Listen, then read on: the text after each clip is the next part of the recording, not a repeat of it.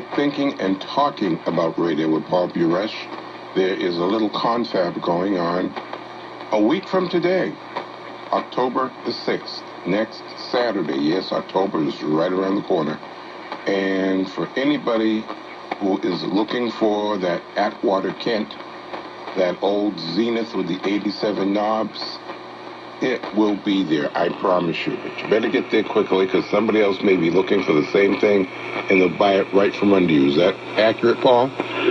Well, you know, the gates open at 7:30 in the morning, and there's quite a few folks who always manage to be there right at the crack of dawn when the gates open. So, you know, I've often wondered as I get a little older and I'm more hesitant to get up early in the morning, why aren't we having these things at noontime? But, you know, the early bird gets the worm, as I guess, you know, the saying goes. You know, it's interesting, you know, while Alexa, you know, you can certainly listen to WBZ by saying, Alexa, you know, let me listen to the Morgan White Show.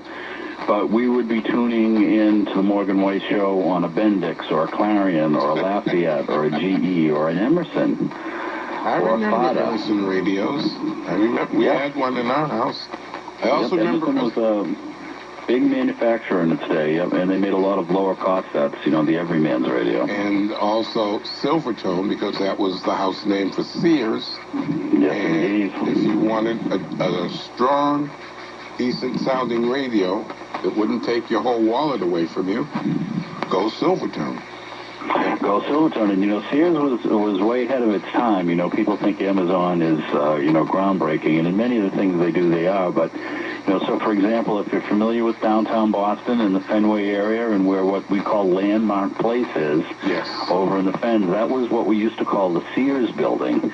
So if you sent in your coupon for your Silvertone radio or went in and ordered a Sears radio at a store, most likely it would be shipped right from Kenmore Square on a truck directly to your house, as they did with a lot of their different merchandise. You know, they had regional warehouses all over the country, and Sears got its start, you know, servicing folks who lived in the middle of the nowhere, shipping, you know, via parcel post in the mail to farmers, and, you know, just snowball that right into servicing consumers. And radio was a big, big seller for them. They also made a great line of guitar amps, which are very sought after now, Silvertone amps in the 50s. For the, you know, starter-up guitarists who wanted, you know, an inexpensive set, but they made some decent stuff. They worked with a lot of the big manufacturers and sold that stuff under the Silvertone name. And their name was perfect for the business. It really was. It was whoever cooked that one up did a good job. I've got a man named Howard who wants to speak to you. Doesn't want to speak to Howard? me. He wants to speak to you. Hello, Hi. Howard. Good evening. Good evening, Morgan, and good evening, Paul. How are you? Good. Howard, for those of you who might not have ever heard me mention, Howard Mariotti is a member of the New England Vintage Club. As we say now, I have to get used to the new name because we've expanded our scope. You know, we're the New England Vintage Electronics Club. Howard is very likely the next president, so you're talking to the president in waiting right now, Morgan. Well, Mr. President, good evening. Thank you for calling. Good evening, and thank you, Morgan, for giving us the time here to talk about the club. The club, I started being a member a little less than a decade ago, and as Paul mentioned, you do see a lot of, it's the place to go if you want to find vintage electronics of all sorts. I found everything. I'm a big radio fan. I love the radios with the green tuning eyes in them. That's my specialty. But at these meets in Brookline, you never know what you're going to find. I found all kinds of electronic things that could be classified as steampunk or even quack medical. The last time I was there, I found an electronic personal marshmallow toaster from the 1940s. There are serious varieties of things to be found at this, and the Brookline shows have a very much community feeling to them. And you also meet a lot of people, as you were mentioning earlier, Radio Row. You will meet people there that had been there, that had gone there to buy something, and there's everyone from collectors to technical people to audiophiles. It's really a diverse show. And I want to say this. People listening, you hear Brookline. We're on a Boston radio station. Most of us that live in Boston hear Brookline, think of the community between Boston and Newton. Wrong. There is a Brookline up in New Hampshire. Now, I've told this story before, so I'm not going to bore people by repeating it. I once made that mistake in high school for a no-school report. There is a Brookline in New Hampshire where this event will be. And Howard, why don't I just have Paul tell people how to get there? And why don't you tell people how far away from Boston and the times of this event next Saturday? Howard? Okay, well, it's about an hour north of Boston, and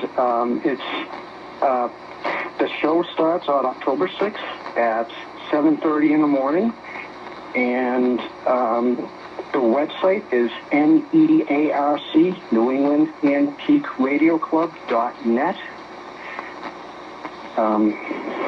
Okay. Simply to get up there, I mean, from the greater Boston area, I come up from the Needham-Newton area, I hop on 128, and I get up onto Route 3, and there are full directions on the website, but it's not very difficult to find at all, and actually it's kind of a scenic little route as well. Once you get into New Hampshire and, you get past Nashua, there are several plenty of nice farms and some old antique barns if you like to do some antiquing, and not far from there is the Brookline Event Center, where we'll be, and not only there are all kinds of fun radio folks and equipment, but they have a little concession area there. You can get yourself a nice egg witch and some coffee, and even if you don't buy a thing, you just like to talk, I mean, you could certainly go around, and believe me, there are folks who put me to shame as far as their ability to blow the breeze. And there's one thing that, especially a lot of the older folks who have a lot of knowledge and experience and a lot of great radio stories, they'd love to pass that on to the next generation. So anybody who's never been to one of these events, come on up. We'd love to see you. We're always looking for new members. And even if you're just looking for something a little bit different to do, it's a nice day. It's a nice day to take a ride up to New Hampshire. And Howard, I'm going to make a suggestion, since you are imminently going to be wearing the presidential crown. I want you to consider making a later in the morning start. I think that will help you if you started around 10:30, 11:30 or noon. I think you'd get a few more bodies showing up. Okay, well, that's a great suggestion, Morgan. The good news is that after 10 o'clock, the admission is completely free.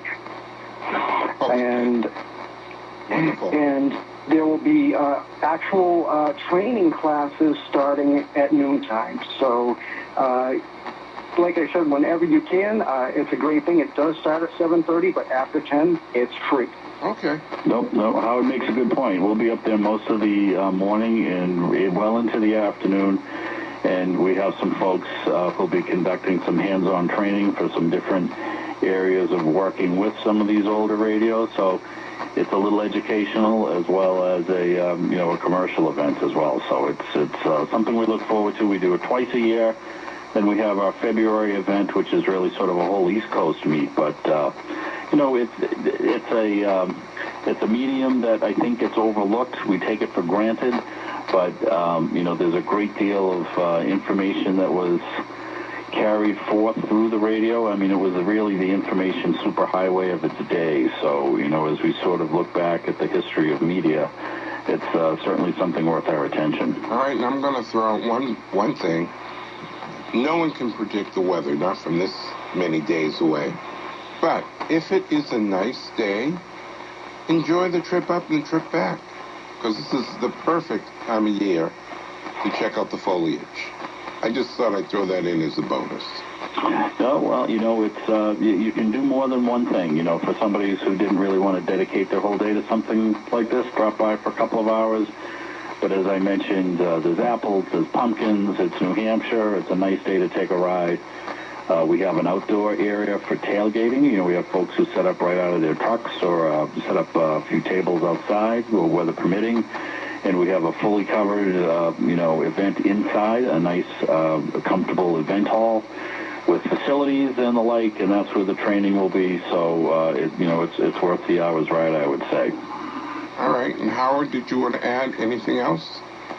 No, Morgan, I just wanted to thank you once again for giving us the time to talk about our Brookline, New Hampshire show and the New England Antique Radio Club / New England Vintage Electronics Club. Thank you very much. No, I do this with you guys. You do it twice a year. I have you on twice a year, so I'll have you on. Morgan, if I can just close with this. Yes. Who knows what vintage radio a collector seeks?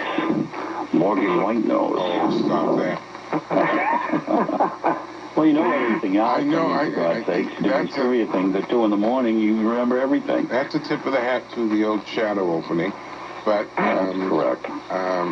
Just call me Lamont. And see, if you call me Lamont, people think that you're making a reference to Sanford and Son, and I'd have to tell them no. Wrong Lamont. Wrong Lamont. Wrong media. Yeah, wrong media. But guys, I hope you have a great event. And there's somebody who I know would have come up there. And I know you have seen him up there, but he's due on with me next Saturday night. And I don't know if he wants to spend 4, 5, 6 hours up there with you and then come back and do 2 hours of radio with me. But I know Mel Simons has been to your event.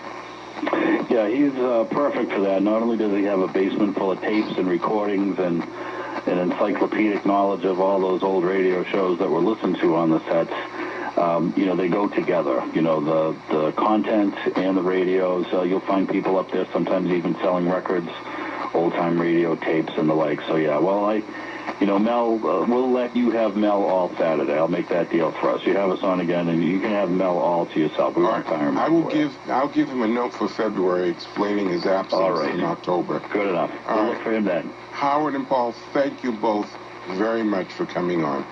And thank you, Morgan. I hope your event is Boffo and Socko. All right. You take care, Morgan. Thanks again. Take care, guys. Thank you. Bye-bye. All right.